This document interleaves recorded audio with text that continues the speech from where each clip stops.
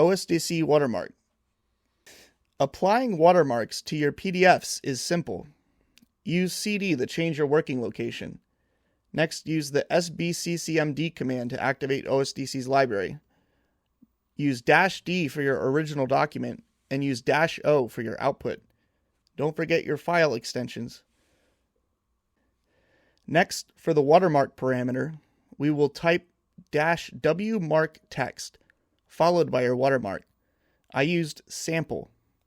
Press enter and your PDF will have a watermark.